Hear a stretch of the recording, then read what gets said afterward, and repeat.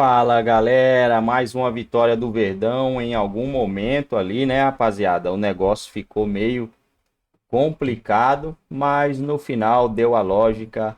3-1 Palmeiras, colado no Flamengo, né, na vice-liderança do Campeonato Brasileiro. Palmeiras com 23 pontos, o Flamengo com 24 pontos. Palmeiras com 16 gols, 6 gols sofridos apenas, né? A melhor defesa do campeonato, se a gente for colocar aí número de jogos, né? O Inter ainda tem 2 jogos, tem 5 gols sofridos. O Inter pode chegar ainda também, né, a 24 pontos, caso vença aí os seus 2 jogos e ficaria ali próximo, ficaria ali ao lado do Flamengo e acho que pegaria a liderança do campeonato pelo saldo de gols. Vamos lá ver o que a imprensa tem a falar sobre o Verdão. E foi o Palmeiras, né? Quando você pensa que não vai, a bola entra. Lá ele. Nessa transição, mas mesmo nesse aspecto, qualquer equipe que toma um empate dentro de casa contra um time que vai vir para se defender, e o Juventude teve bons momentos dentro da sua estratégia dentro do jogo, se defendendo. É um time organizado, acho que tem méritos também, mas como o Palmeiras foi tranquilo ao tomar o gol. O time não ficou ansioso, o time não acelerou quando não tinha que acelerar. O Palmeiras é um time de ritmo, né? Eu acho que essa é uma questão que vai pegar muito nessa maratona, questão de desfalques também. Até por isso o Abel roda um pouco o elenco para o jogo de hoje. O Palmeiras é um time que ele só funciona quando ele consegue colocar ritmo, quando ele acelera, quando ele consegue fisicamente se impor em cima do adversário. Mas assim, toma o gol e tem a maturidade de colocar a bola no chão, de construir. Tem hoje 2 camisas 9 que te dão coisas diferentes. Quando ele usa o Rony, ele usa um cara mais de profundidade, de atacar espaço. Como que sai o gol? Como o time entende o tipo de jogador que ele tem? O gol sai com o Flaco Lopes, que ele sobe muito alto, né? Ele tá com 2 caras. Então, assim, é um time muito maduro. Falei algumas vezes no Sport Center. Pô, a galera falava, Renato, o Palmeiras não tá bem? Não tá bem, o Palmeiras não tá jogando. Mas eu não duvido nada que daqui a uma semana o homem vai dar um jeito, vai resolver. E o Palmeiras, esse time, quando ele oscila, a oscilaçãozinha dele é bem pequena, ele não vai lá embaixo. E mesmo oscilando, por conta de um trabalho, por conta de toda essa consistência de equipe, às vezes não joga bem e ganha. Hoje, por exemplo, para mim teve momentos bons e oscilou dentro do jogo. 3-1 pro Palmeiras. Dito isso, 3-1 pro Palmeiras. O Mauro Naves, ele falou uma frase no ESPN, que ele fala assim, quando joga mal, empata. E eu acho que diz muito sobre o trabalho, né? Claro que é uma colocação, a gente fala brincando, simplista, mas eu acho que tem muito a ver com esse trabalho que o Renatinho e o André já destacaram, Bleiler. Sem dúvida, Dani. Boa noite para você, para os companheiros. Boa noite. O Palmeiras hoje enfrentou um adversário duro. O Juventude tem feito bons jogos. O Juventude conseguiu finalizar 16 vezes no Allianz Parque. Deu trabalho para o Everton. Então não foi um adversário qualquer. Um adversário que exigiu do Palmeiras, principalmente no primeiro tempo, um jogo mais travado.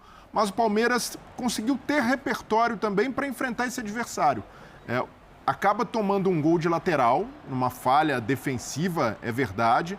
Mas como o Renato pontuou, o Palmeiras teve sangue frio também para lidar com isso. Depois do empate, o Abel faz as mexidas, coloca os jogadores que tinham sido poupados e até mantém o Flaco Lopes para ter ali um jogador de presença diária, dando referência no ataque. E conta novamente com boas atuações individuais de jogadores que sempre fizeram a diferença para esse time. O Veiga voltou a ser decisivo.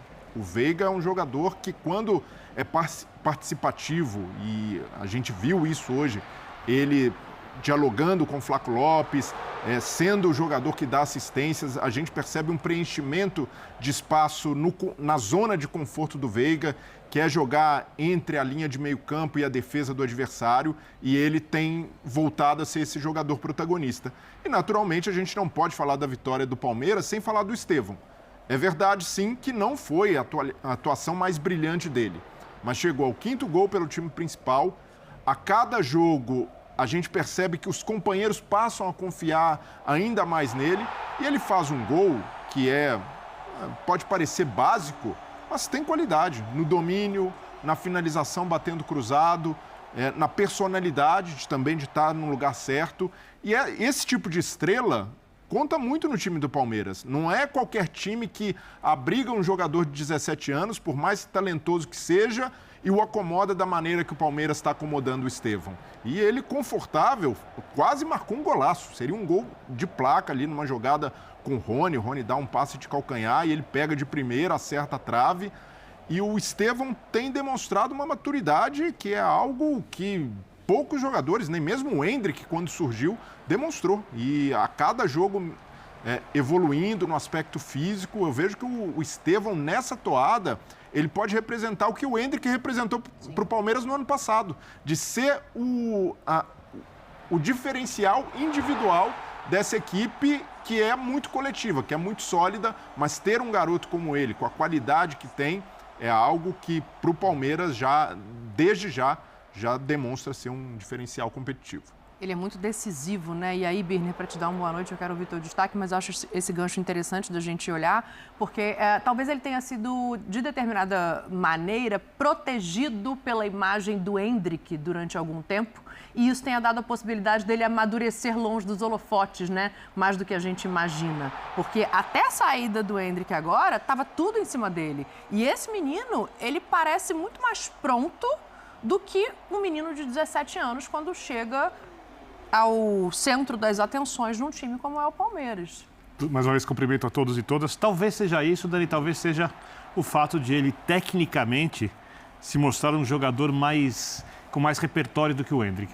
Né? É óbvio que a carreira do atleta passa por muitos aspectos, por exemplo, vai para o Chelsea. Com valências diferentes, né? É muito mais difícil você construir uma carreira de grande jogador na Premier League, no Chelsea, do que é no Real Madrid. No Real Madrid é muito difícil você conseguir um lugar no time principal e jogar constantemente. A partir do momento que você consegue, no Madrid você tem muito mais chance de se tornar o melhor do mundo do que você tem jogando pelo Chelsea, né?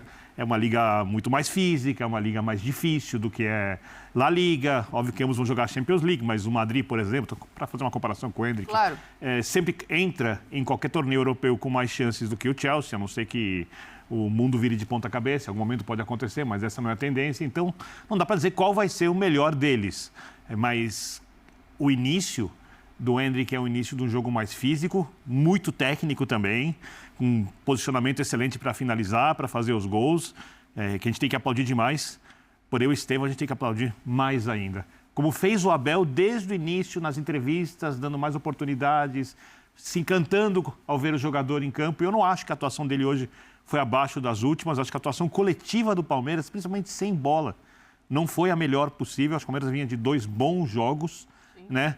Antes tinha oscilado um pouco, uma partida um pouco melhor contra o Vasco, mas eu acho que hoje, se a gente olha para o Estevão e acha que ele rendeu menos tecnicamente, quem pensa assim, eu penso de outra forma. Obviamente, respeito as opiniões, eu acho que ele manteve o padrão. Aliás, eu vi que um jogador está crescendo, está cada vez mais, não é nem seguro, parece cada vez mais confortável jogando entre os adultos, meu. Acho que essa é a palavra. Assim, o Estevão, e aí não é nenhuma opinião só minha, eu converso muito com gente que é scout de clubes europeus, que é daqui do Brasil, enfim, que acompanha a base desde muito cedo. Esses caras acompanham, por exemplo, o Estevão desde os 12 anos, quando ele estava no Cruzeiro ainda. E todo mundo fala, é o mais próximo de Neymar que apareceu. Uhum. E aí, em cima do que você falou, refinamento, relação com a bola, ele tem mais ferramenta. Sim. Eu não sei se dá para considerá-lo ambidestro, mas é um jogador, por exemplo, que na ponta direita, se ele balança, você não sabe se vai pro fundo, se ele vai para dentro. Você não sabe para que lado ele vai. Bola colada no corpo. Você que tá em casa, pega para ver lance, bola sempre colada no corpo, sempre controlada. Uma coisa que chama muito atenção, ele toma boas decisões, apesar da idade muito jovem, porque um jogador muito bom da idade dele erra. Ainda não tem uma leitura de jogo completamente maturada para tomar boas decisões dentro do jogo. E ele toma. Ele sabe o momento. Ele não é aquele jogador que finaliza por finalizar. Ele finaliza realmente quando tem que passar, ele passa. E assim, ele é muito completo nesse sentido. E fisicamente, se a gente for ver, ele tem mais lastro, ele tem mais teto para evoluir. Quando a gente compara com o Endrick, eles são com jogadores completamente diferentes. O Endrick é o... jogador de força. É a potência, é o arranque, é a mentalidade. Isso me chama a atenção também. O Endrick, eu vejo ele muito inconformado, assim. É um jogador que não se conforma. Eu gosto da personalidade. Não que o Estevão Estevão não tenha a dele, mas... Só que fisicamente, o Endrick é muito maturado já há muito tempo. Apesar de ele ser muito jovem, ele no sub-20 ele não sentia com 16 anos. Ele ia dentro dos caras. Então, acho que são São jogadores totalmente diferentes, como disse o Birner. Muitas coisas vão dizer aonde eles vão chegar, não é só qualidade, não é só isso. Por exemplo, a decisão do Estevão de ir pro Chelsea, e vou te falar, ele tinha proposta de mais uns 4, 5 clubes grandes. E foi porque o seu staff pensa no aqui que teve a mais. Mas hoje eu não vejo o Chelsea um lugar legal para você desenvolver um jovem. Não sei se daqui a um ano isso vai estar melhor. Mas esse tipo de decisão vai dizer. Tanto pro Andy quanto pro Estevão. Mas assim, do que eu ouço das pessoas que trabalham com futebol, e aí não sou eu, não sou ninguém na fila do pão, é que é o mais próximo. Não sei se vai ser Neymar, porque Neymar ainda, tecnicamente, para quem trabalha com futebol, é um negócio abissal. Mas todo mundo fala que em característica e em ferramenta, o menino tem bastante. Tem uma coisa interessante que já acontece com os adversários do Estevão, é o medo que ele já causa. Né? Sim. Então, os zagueiros não vão mais tentar desarmá-lo. Isso não acontece mais. E quando ele está dentro da área, é um alarme que soa. Todo mundo ali perto fica em crise, porque esse menino vai aprontar algo e se alguém encostar nele, é pênalti. Então, os zagueiros não vão mais seco para tentar desarmá-lo, porque temem o drible e os dribles dele não são dribles. Os dribles dele são desmoralizações públicas na frente de todo mundo. Deve ser muito complicado você jogar contra um driblador assim, com esse temor na sua cabeça. Né? Não sei como vai ser na Inglaterra daqui a um ano e que tipo de utilização ele vai ter, na mão de qual técnico ele vai cair, de qual ideia de jogo, quem serão os seus companheiros. O Chelsea vem contratando um monte de gente jovem e não dá para afirmar que essa é a estratégia de contratação, mas o que parece à distância é vamos atirar. Bom, galera, é isso aí, rapaziada. Mano, eu acho, hoje, é minha opinião, né? O Chelsea melhor que o Real Madrid para um jogador do nível dele ou do Endrick ir hoje. Por quê? Hoje no Real Madrid não tem espaço. Quem acredita que o Endrick vai ter espaço lá agora, pô, tá de brincanagem, né? Não tem espaço pro Endrick agora no Real Madrid. Se ele conseguir mostrar um bom futebol mais para frente, não agora, mais para frente, ele vai conseguir ser um reserva ali do Vini, do Mbappé. Eu acho difícil ele tomar a vaga de um desses dois jogadores. Será que toma do Rodrigo? Do Vini e do Mbappé é característica do Endrick, é completamente diferente da característica do Vinícius Júnior, né? Então, o Real Madrid hoje ele tem uma dependência das características do Vinícius Júnior. Inclusive, ele vai ser o melhor do mundo. Se não for, passaram a mão no menino, né? Na última que o Real ganhou também, o Vini foi protagonista por causa que o Real joga em um estilo que o Vinícius Júnior e que o Mbappé jogam. Então, vai bater com os dois aí. Eu acredito que o próximo ano aí pro Endrick vai ser meio complicado no Real Madrid. Vamos ver. O do Vinícius Júnior foi, né? Então se espera que o do Endrick também seja.